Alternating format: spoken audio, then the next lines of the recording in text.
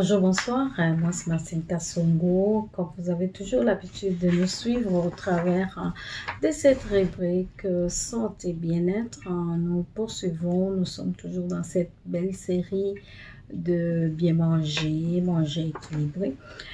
Aujourd'hui, on voulait parler de comment choisir ces boîtes de conserve. Nous savons que nous sommes dans des temps particuliers où il peut vous arriver de ne pas sortir à tous les jours à cause par exemple de confinement, à cause par exemple d'une maladie, mais on aimerait ça. On sait très bien que le bois des conserves ou encore la nourriture qui contiennent qu'on met dans de boîtes de conserve, c'est des repas qui se conservent longtemps qu'on peut avoir à la maison, mais il faut savoir comment est-ce qu'on peut les choisir. Donc, on commence par quelque chose à bien observer. Comme toujours, nous avons l'habitude de vous dire, quand vous prenez votre aliment, vous voulez l'acheter, allez-y regarder sur la fiche nutritionnelle où on parle des valeurs nutritives et aussi des ingrédients qui contiennent ces aliments-là. Je m'excuse. Notamment, vous savez que au fur et à mesure, donc la liste des ingrédients tiennent compte de la quantité. Donc, quand l'ingrédient est au premier plan, c'est-à-dire le produit le contient peut-être à 80%, quand l'ingrédient est vraiment à la fin de votre liste, ça veut dire que cet ingrédient-là est vraiment insignifiant. Mais pour le bois des conserves, selon le conseil de notre nutritionniste, il nous a parlé d'abord d'observer le sodium et les sucres. Donc, quand vous voyez la quantité de sodium assez élevée, évitez ces produits-là. Mais si c'est un produit qui se lave, notamment comme des légumes conservés ou encore les fruits conservés, vous pouvez le laver avant. Par exemple, je vais prendre l'exemple de haricots.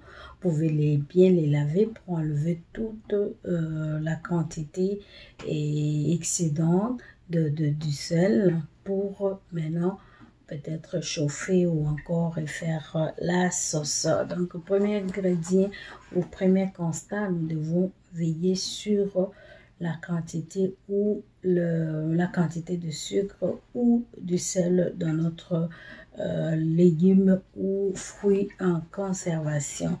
Donc, sachez que aussi il y a un petit problème de cuisson.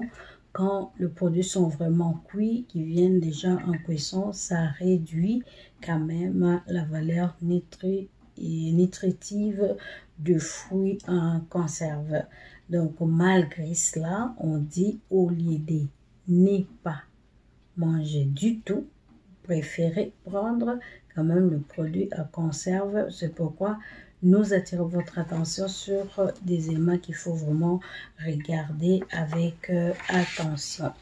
Et puis, on va prendre aussi un autre élément, c'est souhaiter ou choisissez les fruits qui sont conservés dans le jus de ces fruits-là, qui est des jus ajoutés. Il y a la tomate qui est conservée dans son jus ou parfois ajoutée.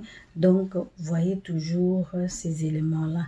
Et il y a même une autre nutritionniste qui dit ceci. Lui, la première façon de voir le produit, là, il parlait vraiment de la tomate, c'est la provenance. Parce que la provenance aussi vous donne un peu de certitude sur la manipulation et la manière même de conservation de ces produits-là ou la mise en boîte. Parce qu'il a parlé, par exemple, on est au Canada, il dit il faut privilégier manger local.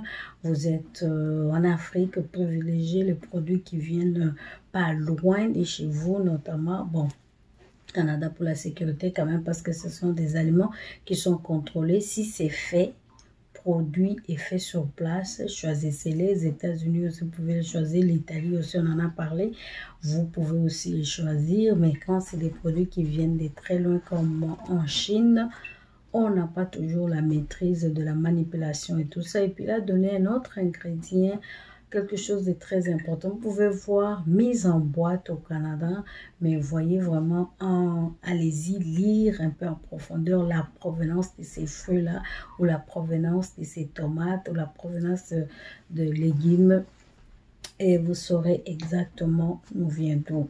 Bon, pour les légumes, vous pouvez choisir les légumes frais, surgelés, voilà.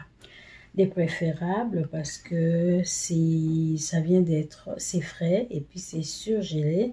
Vous pouvez aussi avoir la possibilité ou encore la chance d'avoir du vitamine avec de 30 à 50% de minéraux. Ça peut contenir toujours dans les légumes.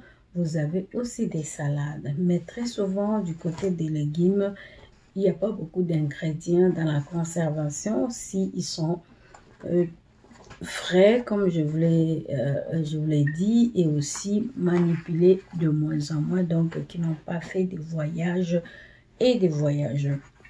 Toutefois, même s'ils sont mis en boîte, ils entraînent quand même, comme je l'avais dit, perte des nutritifs. Mieux vaut consommer les légumes en conserve qu'elle n'est pas mangée du tout. Donc voilà. Donc si vous n'avez que le choix d'avoir le produit en conserve, allez-y, choisissez-les. Donc comme je l'ai dit, les légumes peuvent se laver pour diminuer le sodium et les sucres ainsi que le fruit. Donc la viande, poisson, des fruits de mer peuvent aussi être conservés. Mais essayez la plupart des viandes en conserve car elles sont généralement très salées et très grasses. Donc ça c'est à éviter.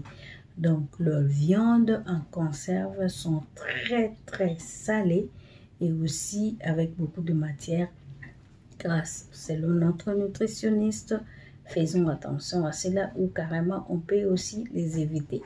La plupart des poissons en conserve constituent pour leur part le choix sain. Pourquoi? Parce que la plupart des poissons sont conservés soit dans l'eau, soit dans une matière grasse. Mais ça évite beaucoup la dégradation. On parle ici par exemple de thon, surtout le thon pâle. Il est conservé généralement dans l'eau. Ça, c'est vraiment sain. Et même quand vous voyez les ingrédients, il n'y a pas tellement beaucoup d'ingrédients d'ajout. Donc, la sardine, le maquereau, les saumons en conserve présentent aussi des excellents choix.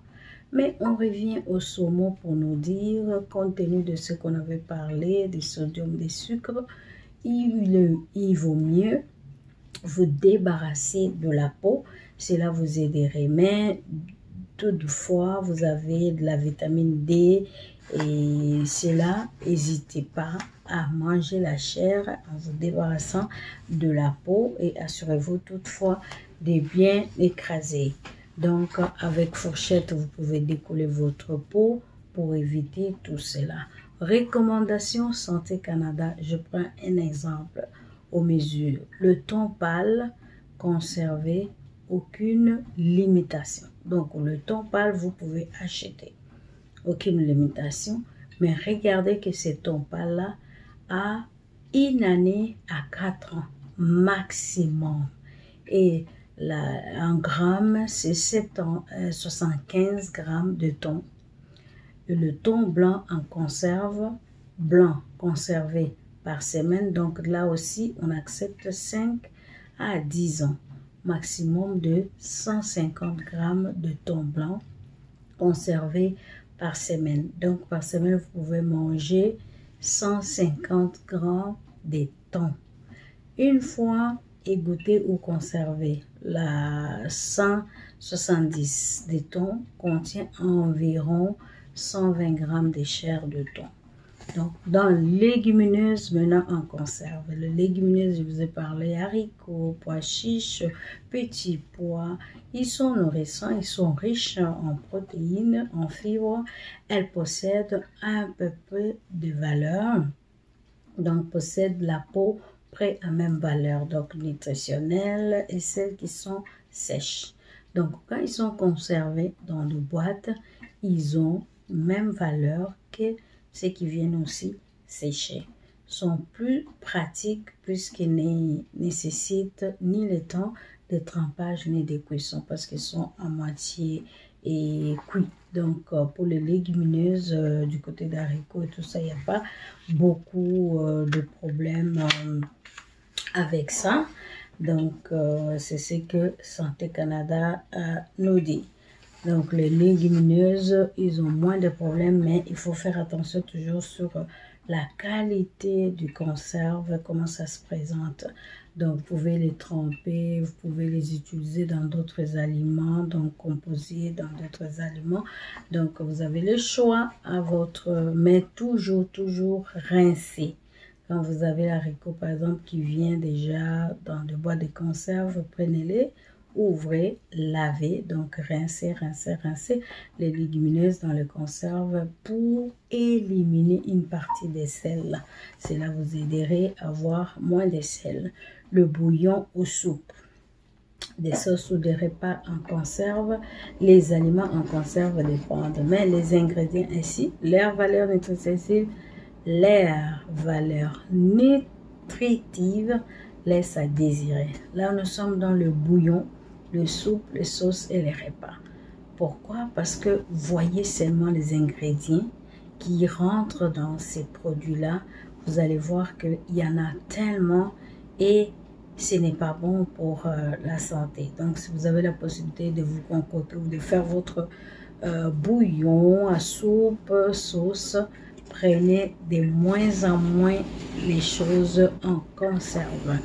Les sels de nombre. Il y a tellement de choses, comme je venais de le dire, le sel, les additifs, surtout les conservants, c'est un grand problème dans les produits de conserve. Quand il y a tellement de conservants, ça va même à dégénérer ou encore à éliminer la valeur nutritive de produits en question. Privilégiez donc de réduire le sodium. Si vous avez la possibilité, lorsque vous choisissez, lisez moins de sodium, prenez ou carrément essayez de vous en faire vous-même. Comparez aussi les teneurs en sodium, comparez les sels, comparez les sucres.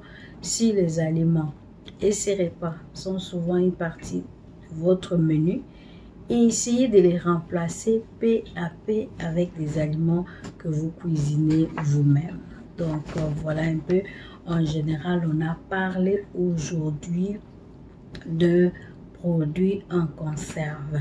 Le tomate, il y a même un nutritionniste qui disait pour le tomate, il faut vraiment choisir ceux qui sont faits localement, qui sont aussi texture pas mou mais consistant, donc une bonne texture et qui sont pas très mous, à cause que quand c'est mou, il y a plus de produits mis dedans qui rendent ces tomates là mou. Et lisez bien pour savoir la provenance. Ce n'est pas la mise en boîte qui fait partie de la provenance, mais il y a la provenance et la mise en boîte. On peut aussi importer des tomates de la Chine et puis on les met en boîte au Canada. Ça existe. Donc prenez le temps de lire. Malgré les pertes nutritives, vaut mieux consommer. On revient sur le fruit et les légumes en conserve, de ne pas manger du tout. Qu'est-ce qu'on dit? C'est pour dire que les légumes et les fruits sont importants.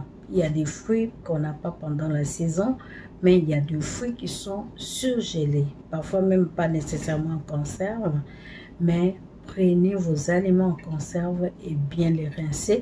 On s'entend que la sauce, on ne peut pas la rincer là. Si c'est la sauce, vous êtes obligé de la consommer ainsi. La sauce au spaghetti, la sauce à ceci, à cela, vous allez, ou encore une soupe, vous allez la consommer comme ça. Donc, faites attention au sel, faites attention au sucre. Vous pouvez bien rincer et ajouter à votre quantité. Consultez les tableaux de valeur nutritive, afin de faire le choix judicieux. Donc là, nous vous parlons de produits qui sont mis en boîte, en conserve. Comment les choisir? Parce que nous disons souvent des aliments qui se conservent longtemps, qu'on peut avoir tout le temps à la maison. Notamment, il y a des boîtes de conserve. Donc, vous pouvez faire le choix en essayant de voir tout ce qu'on a donné comme conseil. Vous pouvez en ajouter aussi en commentaire, pourquoi pas. Et voilà. Donc, pour aujourd'hui, nous allons nous arrêter là. Nous vous fixons rendez-vous pour la prochaine fois. Et au revoir chez vous. Nous vous aimons bien. Écrivez-nous. Pourquoi pas, commentez. Donnez-nous aussi de vos suggestions. Donc, c'est une émission que nous faisons ensemble. Nous donnons des conseils mutuellement. Donc, à la prochaine. Nous vous aimons beaucoup. Écrivez-nous et pourquoi pas commenter. Donc, à la prochaine. Au revoir.